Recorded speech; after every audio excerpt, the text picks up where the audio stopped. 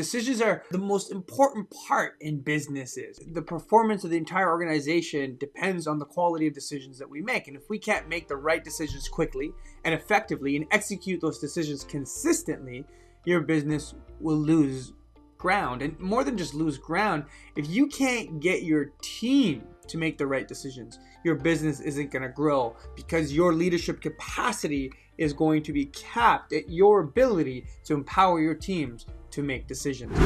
You see, as a manager, your job is not to prevent risk. Your job is to make it safe for your team to take. The most effective organizations, of course, they score well on major decisions like entering different markets, buying businesses. But where they truly shine, it comes down to critical operating decisions that require consistency and speed.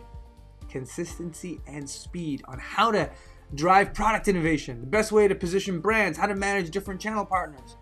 Ambiguity over decision making without clear decision making framework is why decisions get stalled. But the key part here is that as a manager who makes decisions, you have to show your work. Remember in grade school when you had to do the math, you do multiplication, and your teacher would say, "You're not showing your work. You have to show your work so I can give you extra marks." As a manager, you have to show your work. Because if you don't show your work, then your team is not going to know how you came to the decision. And if they don't understand how you came to a decision, they're not going to be able to replicate it. They're not going to be able to learn from it.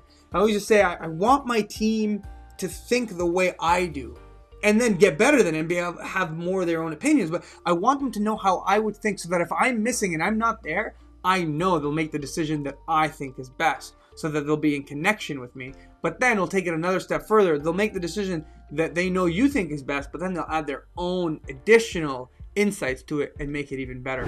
Now, a second model we have that we want to provide you is called one-way doors and two-way doors. This is one of my favorite ones that I implement a lot with my teams. It comes from our wonderful friends at Amazon. Amazon leaders teach employees, their managers, to distinguish between a one-way door, which is a decision that costs a lot to reverse. So a one-way door, you go through the door, you can't come back out. It costs a lot to reverse, okay, these decisions. Two-way door decisions are reversible at really low cost. And you have Jeff Bezos saying, we want to have a startup culture and a startup company make decisions very quickly. So even though they're huge, Amazon, they still want to have this startup culture, because making decisions quickly is what sets a startup culture apart from more of a corporate culture. And he captures it really well. He says, in large companies, there are certain decisions that are so monumentous, so hard to reverse, that appropriately, you should use a very deliberate decision-making process that takes time. Those are one-way door decisions. One of the things that slows a lot of these companies down is that all the decisions end up being made with this heavyweight process, even the reversible ones.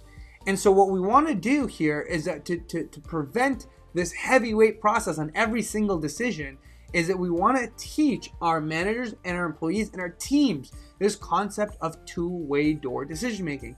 Does it really need that heavy of a decision making process? You know, why is it happening? Why it's going on? Why is it that we're taking that much time? And so think about your decision. Is this a one-way door decision? Is this a two-way door decision? How quickly is it reversible? The next part I wanted to provide you are 3 different decision-making frameworks to help you with empowering your team and making the best decisions.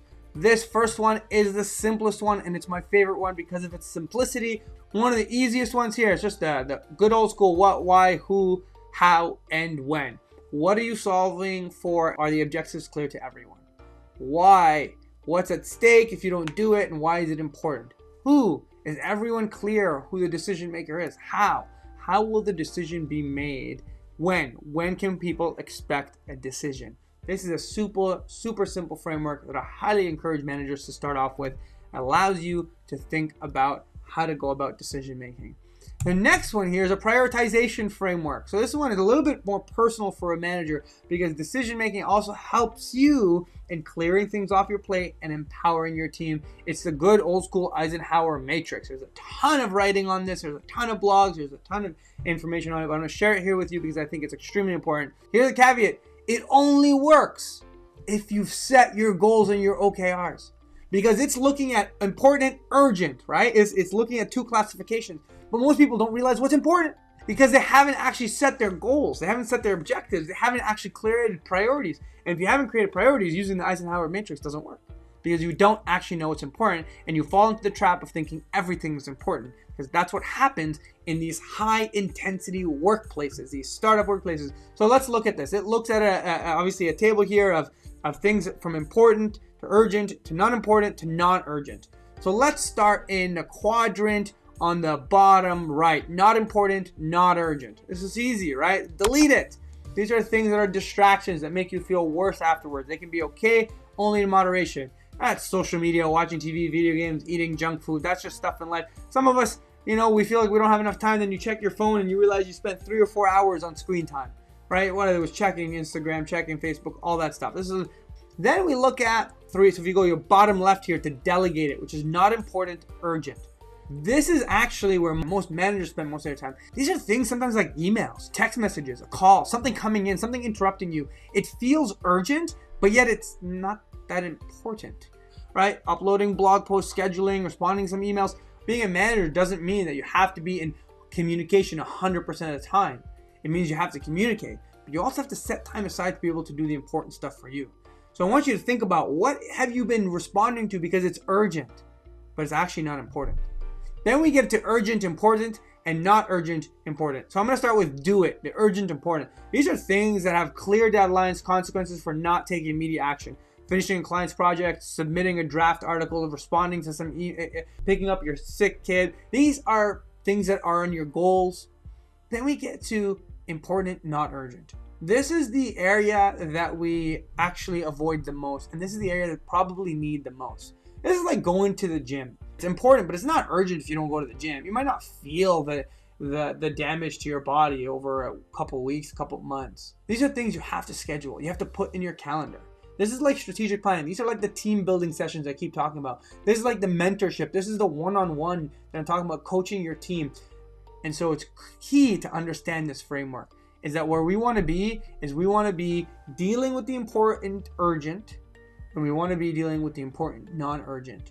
Those 2 categories is where we want to be the majority of our time. Then let's look at third framework here. This is the Pugh Matrix. This is a little bit more complex of a decision-making matrix, but this one I really like. We can use this for hiring matrices. You can use this for more complex decision-making. We have several different alternatives, several different product lines, depending on where you want to go, what you want to measure. This is all about creating a matrix with different alternatives here on the top across the columns and their different factors on the left-hand side.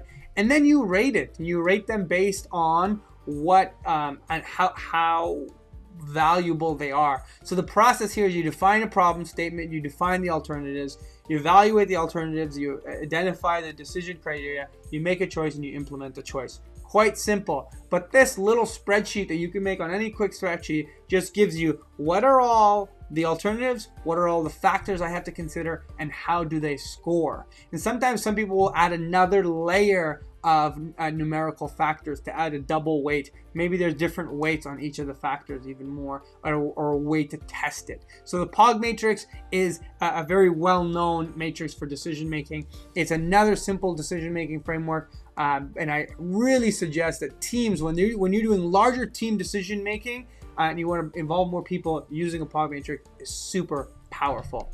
Here's the thing.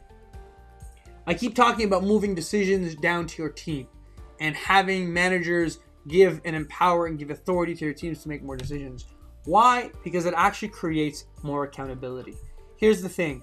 The more you own the decision, the more you have to tell and sell it to people. The more they own the decision, the more accountability they have, the more buy-in they have. Right? This nice little spectrum here that we have, the more owner you have, we go from tell, sell, to you have to consult, to you delegating, to you creating consent and consensus. I'm not advocating for consensus on everything. Consent is just an agreed upon thing. Do we all agree? No one's against this? Okay. Consensus is everyone agrees and everyone is 100% in. You look for buy-in in between that. Just make sure you're getting the people agree, or the people at least are allowed to voice their dissent, because people will disagree but still commit to the goal if we have a really strong team foundation. And so the more that you decide, the more the accountability is on you as a manager. And so you feel like you're spending all your time having accountability conversations. The more they decide, the more there is self and peer-to-peer accountability.